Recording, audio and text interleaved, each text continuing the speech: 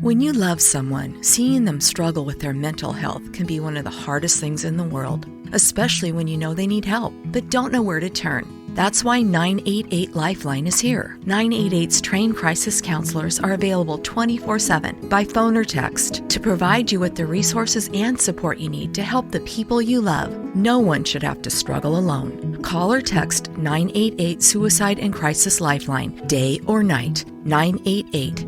Hope has a new number.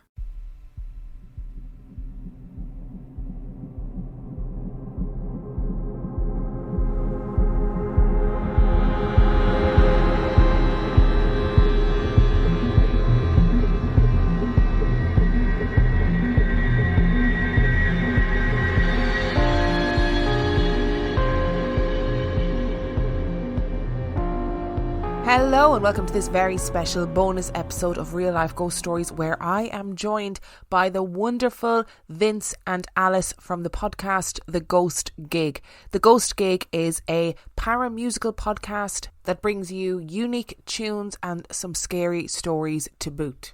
As always, the link to everything The Ghost Gig will be in the description of this episode.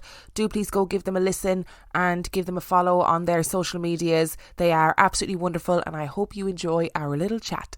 Oh, hang on. Before we go into the chat, just to remind you, our conversation was recorded on StreamYard, so obviously the quality is not the same as the normal podcasts. It's absolutely fine to listen to, don't worry. But just in case you're thinking, that sounds a little bit different, that's why. Anyway, enjoy. So I am joined today by the lovely, the beautiful, the wonderful Alice and Vince from The Ghost Gig. Hello! Hello.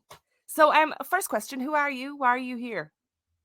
Who knows? My name's Alice. Yeah, And you're Vince. that's right. Nice to meet you. Hello. We are the Ghost Gig.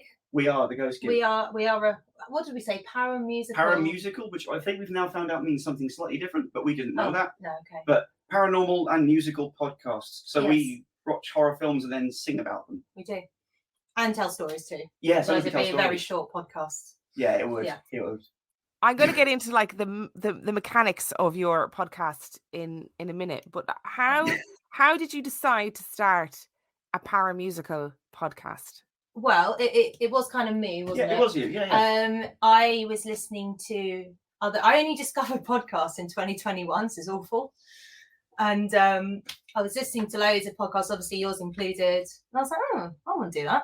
And I was actually nearly a host on another podcast, but then that stopped running. So I was like, that's it.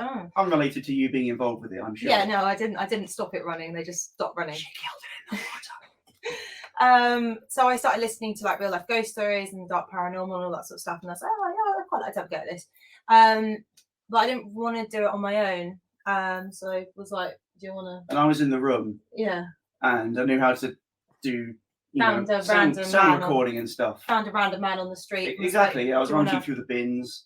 Yeah. But she was very nice about it. Yeah. And now we're engaged, so it's okay. There's obviously a lot of paranormal podcasts out there. And I was like, we've got to do something different. We've got to do something unique. Otherwise, we're just going to, be the same as all the others. And it was actually the Poisonous Cabinet that gave me the idea. Because they were like, well, they do cocktails inspired by their stories. So why don't we do songs inspired by the films or the stories? Yeah. I think some years ago I'd seen someone do a review of a computer game as a song, which was a terrible idea, really. But for some reason we ran with it. Yeah. And we've not put that down yet since. And, no. So yeah, but it really works. Thank you. Like it does really work. The songs are great, and I really look forward to. I'm like, what kind of genre of song are we going to get for this film? And I really enjoy it. Yeah, occasionally, I don't know about you, I sometimes find that while I'm like watching a film, I tend to like write stuff down because I don't have I have the brain of a sieve, and so I have to write down a few things. And like sometimes the genre comes through, or it's related to the film if there's something like that. Yeah. Usually, you just go. Yeah, I never have. This. Yeah, I never have any plan or idea. I just kind of do it and see what happens. And sometimes I'm very happy, and sometimes I'm like, oh shit, but never mind. What is both of your musical background then? Mine's very short. I'm a pretend musician. No, you're not. So I don't know. I was doing animation some years back at uni, and I needed soundtracks. And I played a little bit of keys and like twiddle on a guitar, and I just kind of built it from there because I needed something that didn't cost money to make soundtracks and special effects and stuff with. Helped out a couple of friends with their things, and then the collection behind us grew. But you've always been interested in music. Yes, musical yeah. family. Somewhat. Interest in. Somewhat. Yeah. Interested, yeah. There's always been music playing. But myself playing only started quite late in life. I was not raised playing things and whistling and having perfect pitch or anything like that. I'm self-taught, which just basically means I make loads of mistakes. But I got really, really good at editing them out. So that's a pro tip there. Just edit out your mistakes. Absolutely. But, we all do that in podcasts, right? Oh, yeah, definitely. Absolutely. Transferable skills, animation, podcasting, music creation. Yeah, it's all fine. Video editing. Yeah. I was brought up singing and playing stuff. You were. So I always loved singing, always did it. Wasn't good at much else, to be honest, just kind of wanted to do that and nothing else. And I love acting as well. When I was very little, I played the cello for a while and then decided it wasn't cool. So which is obviously wrong. Yeah. Well, I wanted to be able to play and sing, and I couldn't play the piano. I was terrible at that. My hands were too small and I couldn't reach an octave. So I pitched for the guitar instead. And again, self-taught, didn't have any lessons, just kind of, I'm still can't bar or do anything complicated because I'm just kind of stuck in this 16-year-old's being learning off YouTube style thing. It's okay. You found MIDI since then. You can make crazy noises. But I've been lucky. I went to the Brit school. I'm one of those wankers that went to the Brit school. Wow. I know. Like just a casual brag there, isn't it? Well, I think we've got a bit of a reputation as wankers, but it's. You mean Brit schoolers or us? No, Brit schoolers. Okay. Mr. B did that song about I didn't go to the Brit school. Yeah, that's true. So that's true. I never, if I tell people, they go like that. So they're just jealous they didn't get it. Well, so yeah, and then I didn't go. I dropped out of uni and just busked, and so all of that training just like. Yeah. It sounds really, really cool when you say it like that. Does it? Okay, yeah. That's good. I'm just trying to save it for you there. It does make you sound very kind of cool and bohemian, right. and See? like it does. My friends used to call me the middle class hippie. Oh, I love it. Oh, I didn't know that. Energy. I used to call me that. Oh, he still does occasionally. Oh, I'm using that. Yeah. So yeah, busked, and then kind of gradually got gigs from that, and then ended up going abroad a few summers. We're playing summers, playing in hotels in the summers, and kind of do write my material, but there's no money in that. And then decided I wanted to do sort of music therapy work, which is what I do now. I'm not qualified, but I seem to be able to do it. It's experience based. Yeah. I'm guessing it for yourself. So I kind of came back and started working with people with learning disabilities, and now I work with people with dementia and I do music with them. So yeah, I feel quite fortunate. So I've got a nice kind of job life. So that's my background. That's so amazing, and it always like I am so jealous of musical people. And when I listen to musical people and they're like, yeah, I'm self-taught, whatever, I'm like, shut up. Like just stop being good at stuff. Oh, we're not good. Don't worry. You've seen how much stuff we've thrown away. There's a hard drive full of rubbish. But the point is that you come up with brilliant material in the end, and that's the point, I love it. I think it's great. So question number 2, the most important question anyone will ever ask you. Mm-hmm. What is your favorite scary movie? This was tricky because whenever anyone asks me this, I automatically say The Others. I think it's more 12-year-old me remembering Through Rose-Tinted Glasses because it was that era, because I was obsessed with Nicole Kidman at the time. So I say that automatically, but I would also say Psycho, and I thought of one this morning. What you go? I'm trying to think. Okay, fair enough. I mean, it changes in day of the week, or what mood the cat was in or something like that if you had a cat. But 20 Days Later is quite high up on my list somehow. I'm not quite sure why. We need to rewatch that actually. I haven't seen we haven't reviewed any of these films actually. No. I think we're almost scared of doing the films we actually legitimately like, because it's much, much harder we found to write songs about the films you like, because you don't be critical. Than if you found a similar thing. If you actually do like it, sometimes you can kind of run out of ammunition, or you feel like it's probably a bit silly for us, but we feel like if the directors were to hear it, we're like, oh no, I shouldn't have done that. We're like, no, you should have. It's brilliant. Just oh, you say that right. So somebody I know does a movie podcast, And I'm not going to say who it is, but I'm sure if you're a long-time listener to the podcast, you can probably extrapolate who it is, just because of the nature of the story. Anyway, they do a bad movies podcast, and they did a review of a shit film, right? Okay, and yeah. the director contacted them. Oh no. I know who you're talking about. He won't, but No, I know who you're talking about. Yeah, I don't know how much I can say because the director contacted them. Do you know what I mean? I would have, and in fairness, I think the director was really like quite nice about it and took it all on the chin and wasn't being mean about it, or wasn't like, how dare you say mean things about my movie. And I think he was kind of like, oh, this is how we made it, and this was the budget we had, and this is how long we had, and it was really good fun and whatever. But like I couldn't believe it. I was like, no way. So it does happen. It does happen. Yeah. That's why I was slightly not that any stratosphere did I think Danny Robbins would listen to our podcast, but when we did 222, my mum was there going, oh well, and I'm like, just in case. Yeah, you just don't know. You don't know what's going to happen. I tell you, actually, my going back to your question, it's not a film, but actually something we have reviewed, which is my favorite, I think, ever piece of any horror anything, is The Woman in Black on Stage. Oh, that is amazing. I think it's my absolute favorite. I'm fine if they find our podcast on that. That's fine. Yeah, that's fine. Yeah. I mean, I don't know how it was over in Ireland, but in the UK they take you to see it when you're 14 for your GCSEs, if you do GCSE drama. My school didn't take us to see that. Oh, it didn't? But no, we saw Jerry Springer the Opera. Subtly different kind of play. Oh, okay. Very different vibe. Our school took us to see that. But anyway, different. Yeah, I took a group of kids to see The Woman in Black when I was teaching, and they it was the first time I had seen it as well. So I was shitting myself along with the kids. It was so good. Yeah.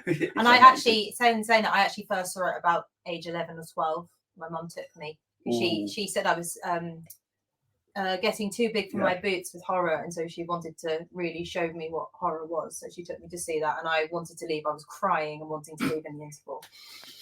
Yeah, it's very scary, and I have to agree with you, Vince. 28 Days Later. Yeah, I mean, I've not seen it. We do need to watch. It's a great film. You should watch. It's just those opening scenes. It's lots of cliches in it now, a little bit, but just empty London, terrifying. So good. And the soundtrack's amazing. But okay, well, it's on the list. Yeah, it's definitely a good one, and I do agree with you. When I'm reviewing films, if a film is awful, I can be funny about it. I can slag it off. If it's really good, I'm like, it was just really good. Yeah, I don't know what else to say. Material. And there's not many good things you can rhyme with good. Turns out that's true. It's really difficult with the lyrics. Yeah. It's good. You should go and see it. Then you should go and see it again. It's a crap song. Record quick. Yeah.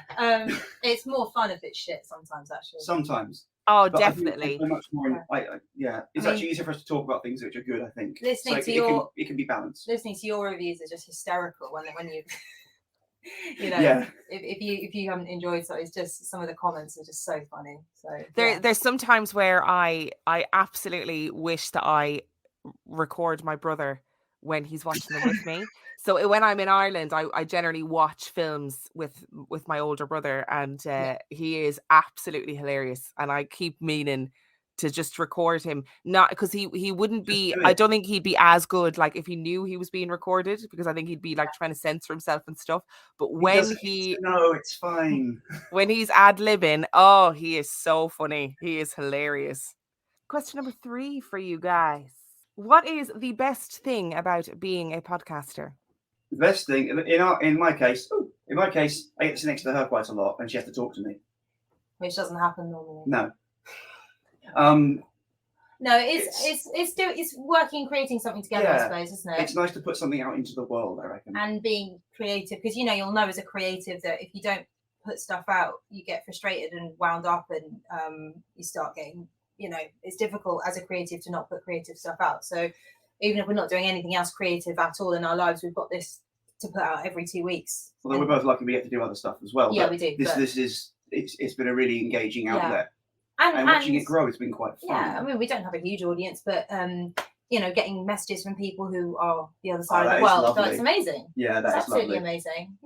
Yeah, definitely. Spurs, you won. And also finding out all the research and, you know, we learning think of the number of things we've learned in different fields about, because we've done this for the last year and a half now. Exactly. We've learned loads of weird stuff. Yeah, and I've learned how to record myself, which I you've learned how to use. didn't know how to do that before. Yeah. So I suppose it's knowledge and creating something together. Actually, we both kind of did have to learn how to record songs properly, because I hadn't done it since uni, over a decade ago. And I had no clue at all. So we had to learn on the go, and then put the evidence up online for the world to laugh at us at for the first few months.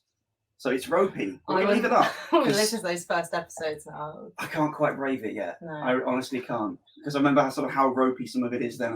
I think it's just us going, hello? Sort of, you speak, that kind of thing. I promise you those first episodes are not remotely as bad as you think they are. I promise you. As somebody who has listened from the first episodes, I promise you they are not. I'll tell you something, Emma, though. When we first started, we tried to play the songs live on the guitar, like without recording them first. Yeah, the very first episode we did, it was much like this, and we play the song to each other. And you can hear us passing the guitar to each other, and then we're like, oh, that's dreadful. So we then recorded it, but it sounds like I pass him the guitar, and then somehow he produces an entire track. Yeah, we were kind of ready to press publish, and I played it back through and was like, can't put this out. It sounds awful. So I was like, okay, what are we gonna do? Re-record it, put it in, and we do. But we didn't edit it out. We didn't edit out us passing each other the guitar and strumming the first chord. So anyway, hindsight's a shit. Said ropey, but never mind. But I think there's a real beauty to that too. I think it's lovely to be able to be like, oh, we did that, we made that, our little baby steps, and now we're here. You know, it's a shambolic first step, but I like it. I'm not going to take it down. No, we never take it down. Absolutely not. When I listen back to our first Real Life Ghost Stories episodes, I'm like, why am I talking so fast? Like I was literally like on turbo speed, just all these ideas like rocketing out of my brain into the microphone, and then I had to learn to be like, okay, slow it down a little bit. Not everybody operates on warp speed all of the time. Listening to a stream of consciousness is quite fun, but it's a challenge, isn't it? I mean, it was your voice that I was skipping through paranormal podcasts, and you were the first voice that wasn't American. I was like, Irish. I can, because I there's nothing wrong with American podcasts, but I'm more comfortable with British or Irish accents. So that was how I came across Real Life Ghost Stories. It's an Irish accent, brilliant. And then went from there.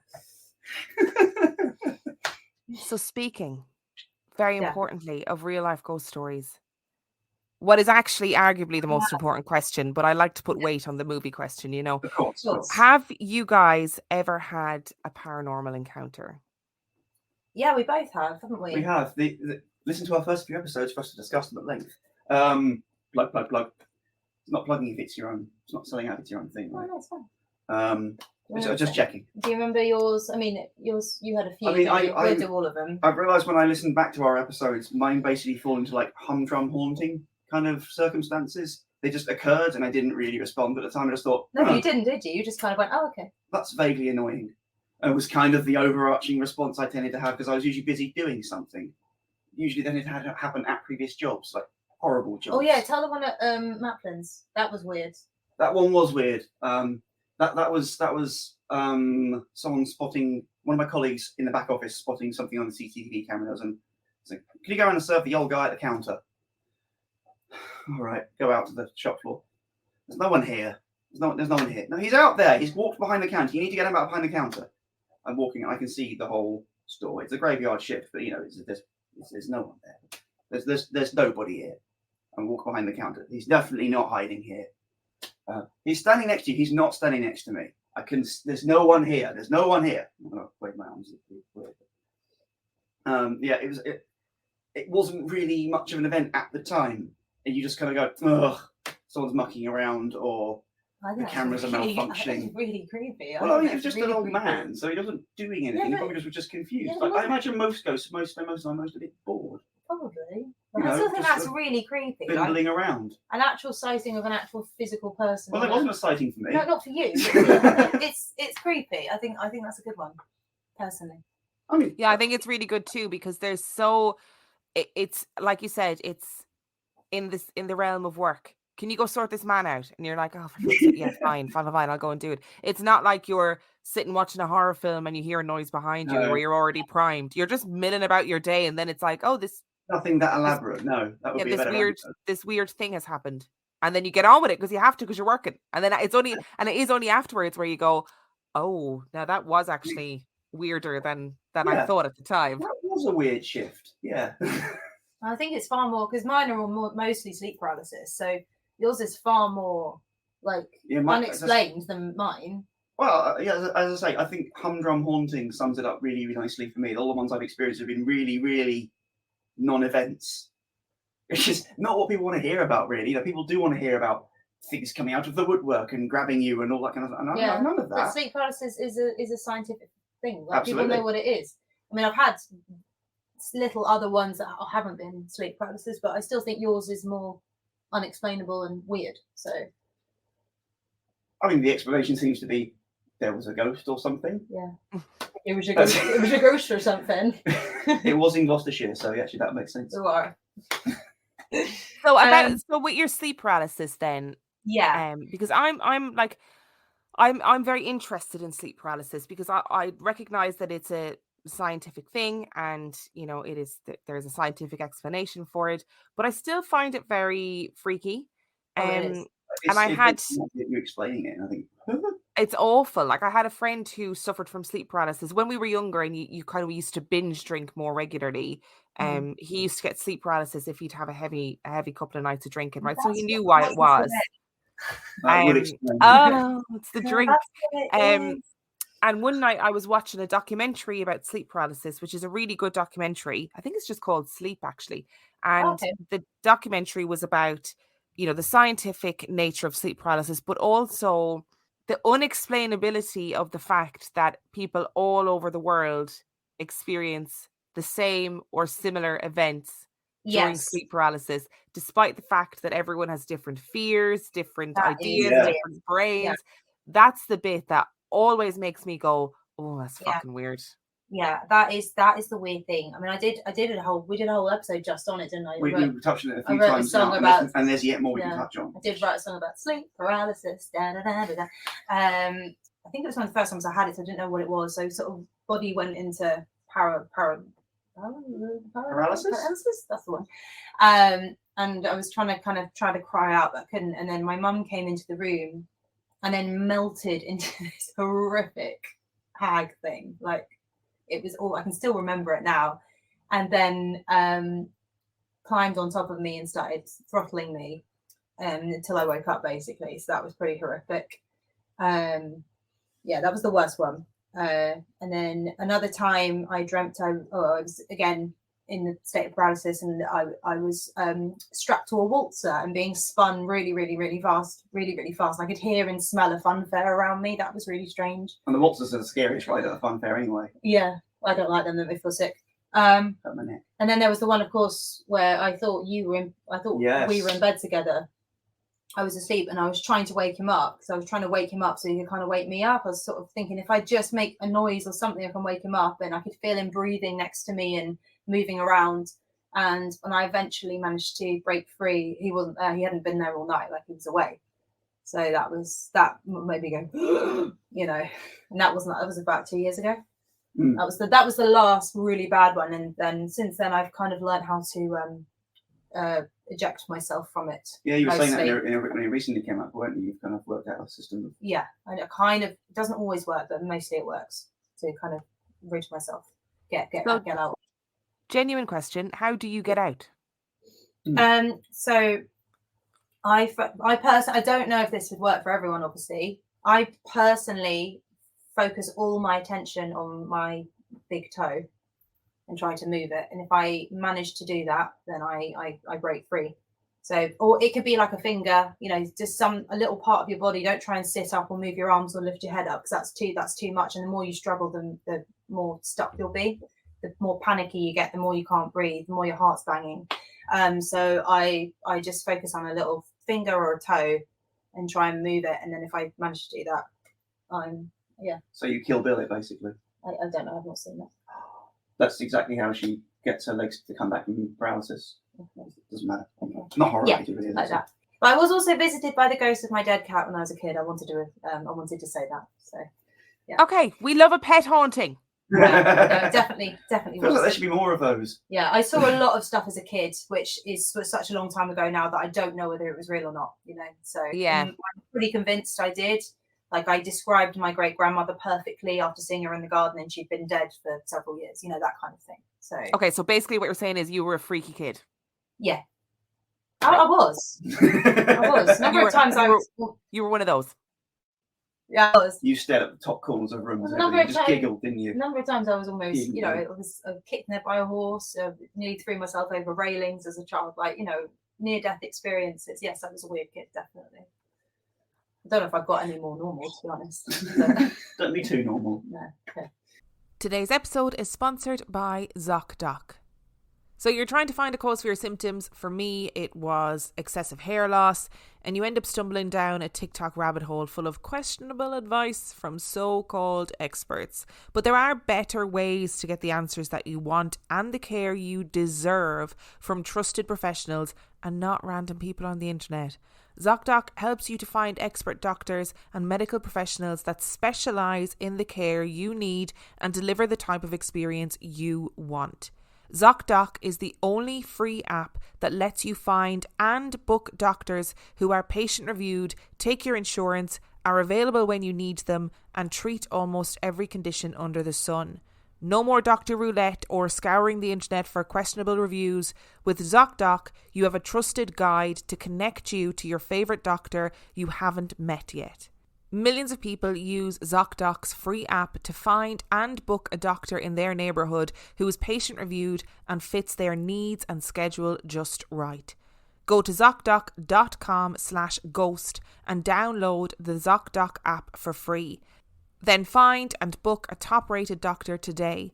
Many are available within 24 hours. That's ZocDoc.com/ghost. ZocDoc.com/ghost. Is your sleep paralysis, sorry, I'm gonna ask you more sleep paralysis questions. Is your sleep paralysis different every time? No, it's pretty much, I might see things differently. Like, normally it's just black and I just can't move normally. But as I said, there was the carnival, there was the witch, there was the time. But mostly it's just kind of black and I can't move. But I've got this, I know something absolutely horrific is going to happen if I don't wake up. It's just this feeling of doom, basically. And I was like, I've got to move. And if I can't, then it's funny because in my head, I'm screaming and writhing around, but I'm obviously just lying there like this, completely still. So that makes me laugh because in my head, I'm having a weird, crazy party trying to move. Yeah. Whereas if you actually were writhing around, because sometimes you do that, I would probably just sort of nudge you. Yeah. It is just the amazing thing. Like, how is it that apparently all of our biggest fear is a witch or a hag? Like, as if. Yeah. I wondered about that as well, because if it happens across cultures where people have different things that they're raised with, stories. I think the Snow White cartoon is to blame, personally. That's what it's like. It is one of the top scary moments ever. That is what it looks like, honestly. I've never seen the Hat Man. I know some people see Hat Man as well. I've never seen it.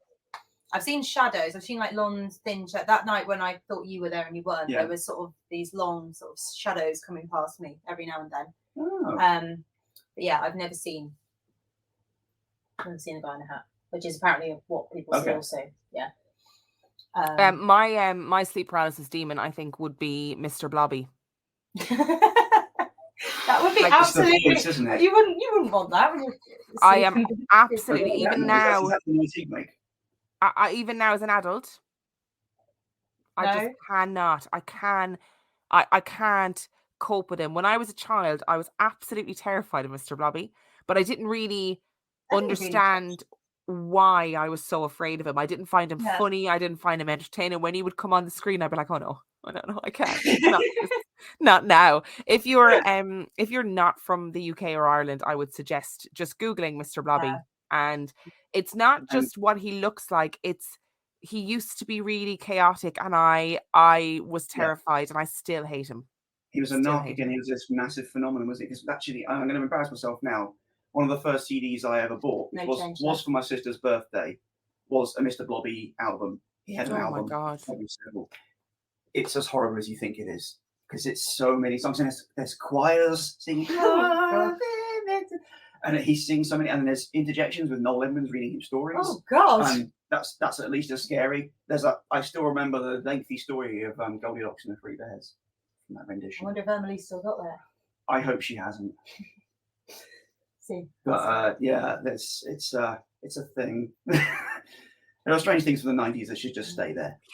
Yeah, some things belong in the 90s. They don't need to emerge from the 90s. I've got a question that is straying away from the paranormal again. What is your least favorite thing about being a podcaster? It's the time pressure, we were saying. And actually our format has changed slightly to accommodate that, because obviously we just do this for fun. We've both got full-time jobs and stuff. So trying to get it out on time, and we were giving ourselves 2 weeks, and it was the songs, wasn't it? It was taking such songs a can long take time. ages Yeah. to write, and then you've got to try and work in the recording of an evening when you haven't got anything else on and there's no other noise, because you've got other noises around. We did shoot ourselves in the foot a bit there by giving ourselves a massive workload, really. Yeah, and it obviously like causes tension, and you're saying, why haven't you done this? I said, well, you haven't done that, and we get cross with each other, and it's kind of finding the momentum to carry on, because I said we don't have a massive audience, so it's like, well, what's this thing anyway? So what's the point? So because those that do are really into it. Yeah, exactly. But we have actually changed the format, and since we've done that, it's actually come out every 2 weeks. We still release an episode, but one episode is a film review with a song, and another episode is we look at a scary song and we cover it if we can legally, and we talk about that. Yeah, because there's loads of weird, creepy history about most songs. Yeah. It's really interesting. So we looked at like Ghost Riders in the Sky by Johnny Cash, and we've done like what was the last one we did? The sea shanty. Nelson's Blood. We've done Ring a Ring of Roses, that kind of stuff. Trying to find songs we can cover legally as well. It does help. But it takes the pressure off not having to write a song every 2 weeks and get it recorded every 2 weeks. If we were just doing a podcast like, I don't know, sport or something like that, something from TV, where you basically sit down, you just press record and just start talking, then cut out the bits where you pause too long. Well, this would be nice and easy. So Mum and I started Coronation Street podcast.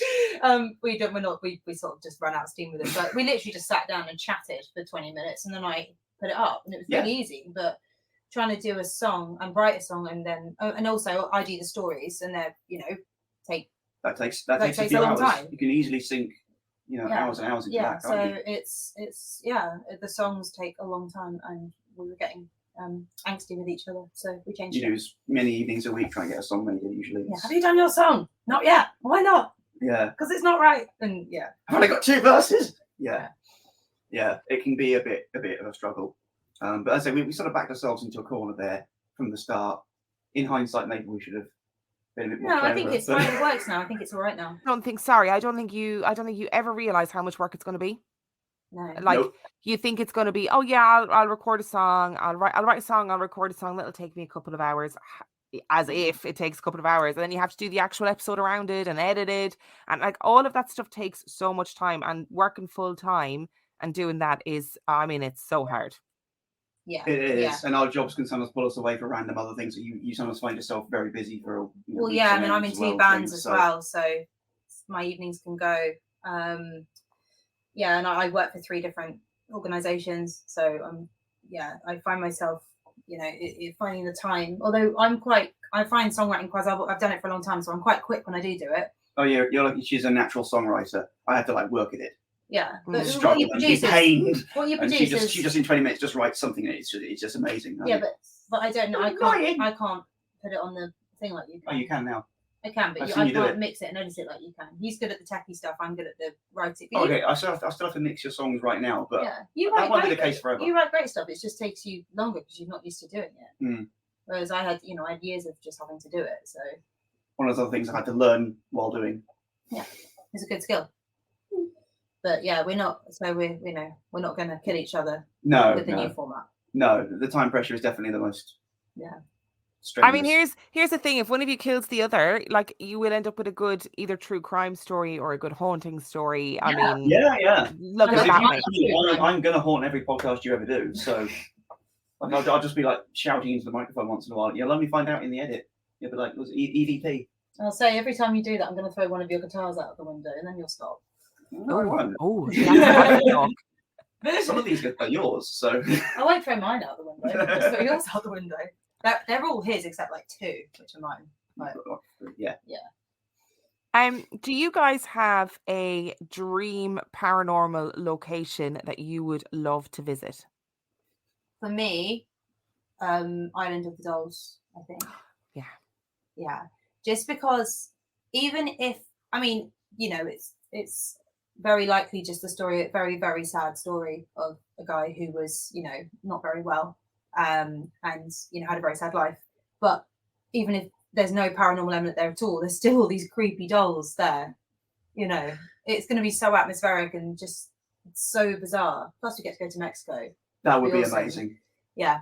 And it's not your standard haunted house or whatever, is it? It's something a bit different. So yeah, I would like to go there if I was. Yeah, I think that would be really, really cool. Yeah. Same one or just? Well, my answer now sounds really, really underwhelming compared to your really immense creative answer. Well, I grew up when I was a kid in Cornwall, and I knew about these other places around Cornwall that were quite interesting.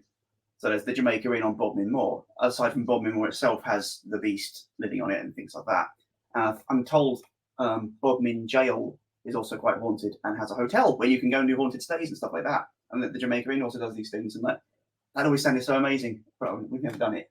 No. It's a bit easy to get to the Mexico, but it's a bit less exciting, probably. No, I mean, it's still be cool. The guy who owns the Jamaica Inn is amazing. Yeah. And is always up for like podcasters, paranormal people coming in, because I had contact with him last year and I was supposed to go and stay, but then I couldn't do it. But he was just lovely, and he was on the phone to me being like, yeah, I don't really believe in ghosts, but like these things happened to me, and then the other day this happened in the hotel, and like you can make of it what you will, and if you're coming, you can go on the ghost tour and you can have this room, it's meant to be really haunted, and I'll move people around. Oh my god, he was so good. He was so good. Yeah. You have to go now, don't you? Well, your mum is around the corner from it. Yeah, but we can't stay with her. That's not haunted. No, I say, but you know, we could go there, see her, and go to the Jamaica Inn. Well, also we should go to the cheese ring. It's not haunted. It's just really pretty. Okay. Something that's up on Bodmin Moor.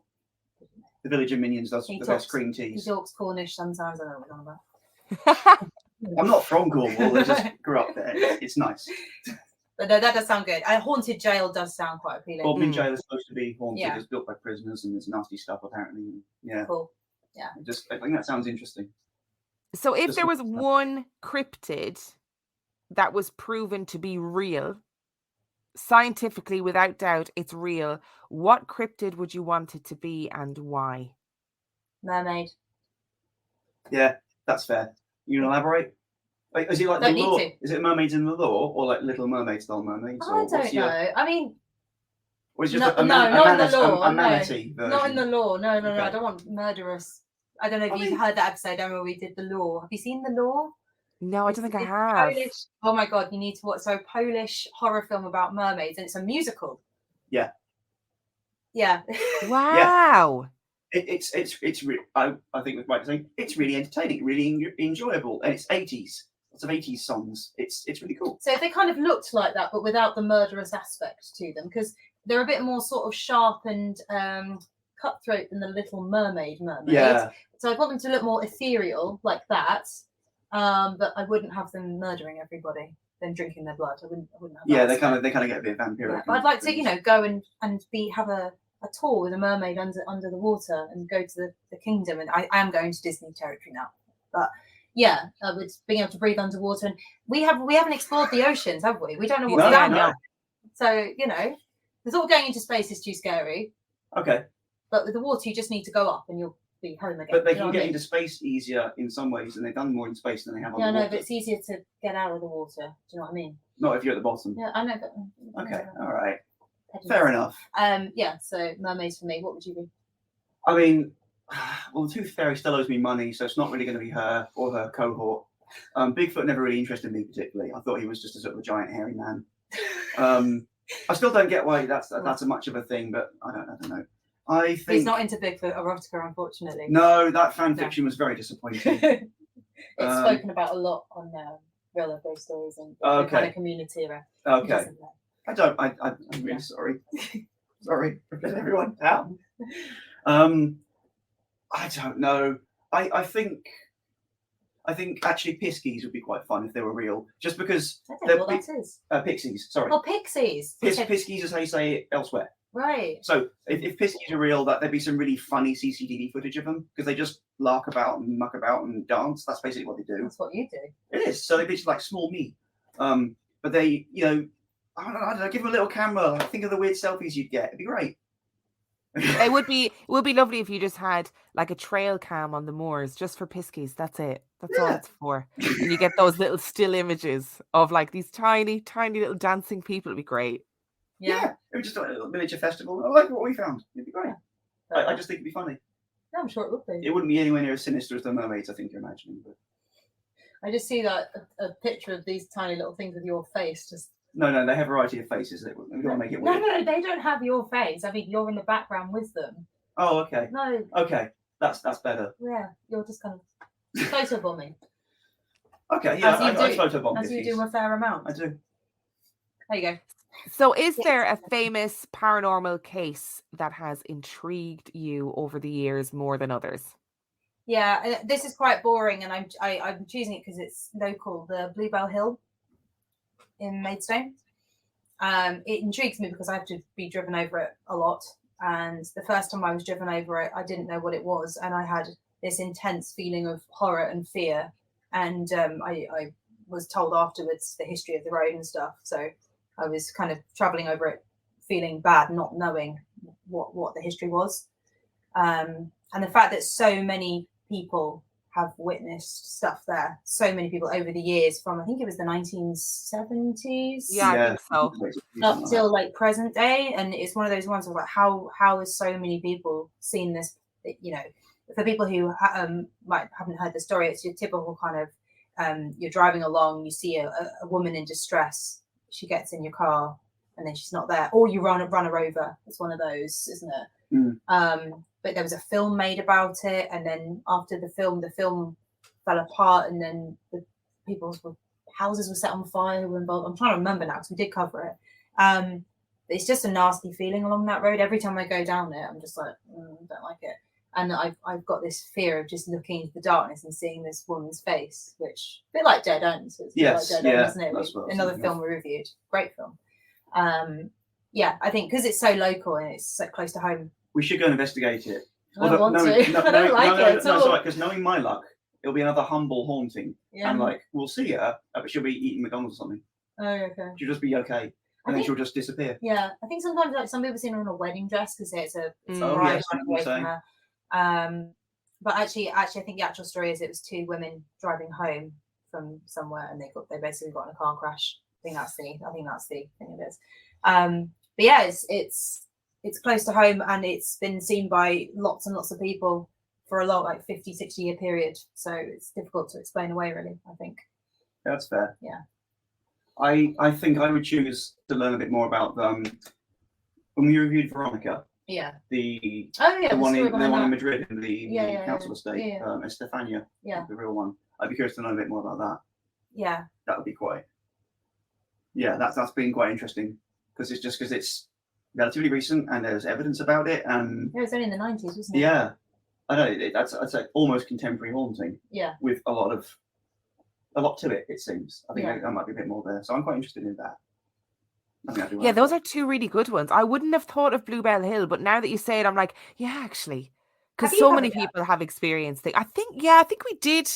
Yeah, I think we covered it at one point. I've driven over it, but I haven't. Yeah, I haven't really. But like, so many people talk about it. Yeah, and as I said, my first experience with it was feeling uncomfortable, quite sick, and really scared. And I honestly had no idea about the history of the place or the road at all. It was only afterwards I was with an ex-boyfriend, and he went, "Oh yeah, we're driving to Bluebell Hill," and I was like, "What's that?" And then he told me. So that freaked me out. But I didn't know. That is amazing. Yeah. I went to the Whaley House. I don't know if you've heard of that. No, in the US? Yeah, it's like the most haunted house in America, you know. And It's one of those ones that like all of the ghost TV shows go to at some point Yeah. anyway. And I'm not really one for feelings. Like I don't really, as in like, I don't really get that like, oh, I just have a bad feeling about this, that, or this place, or, you know, I just have no radar for anything like that. No. But let me tell you, I was in that house and I was I did a tour of it, and I was sitting in like the theater bit with loads of other people. Like it was all very normal. It was all lit, like it was lit lovely. And they were talking about what went on in that room. It was like a theater room in the house. And I all of a sudden was like goosebumps from head to toe. And I was like, oh, this is what people talk about when they're Yeah. like, oh, I just have a feeling, because I get anxiety sickness as well, so I know what that feels like too. But I was like, oh, this is a weird new feeling that I don't quite know what to do with. Yeah, it's very strange. Actually, I had an experience literally the other day when we were in Broadstairs over the coronation weekend. Oh yes, you mentioned that. And we were. It's a bit of a crappy one, but we were in Charles Dickens's house, weren't we? No, it wasn't his house. It's the one he holidayed in. Okay, sorry, it's the one he We holidayed in. thought it was his house. Turns out you get there and they're very upfront. No, he stayed here a few times. Okay, Anyway. Anyway, and we were queuing up to go in, and I felt a hand on my hip, and someone say, "Excuse me." And so I just they were kind of saying, "Excuse me," here. So I sort of moved, and moved like you would to kind of shuffle out the way, and I moved and just came face to face with Vince's sister's boyfriend, and he was like, "Look," and I was like, "Sorry." And no one had said, and the hip. I'm guessing it wasn't his voice. No, the hand was you. You touched my hip, hadn't you? You touched my hip.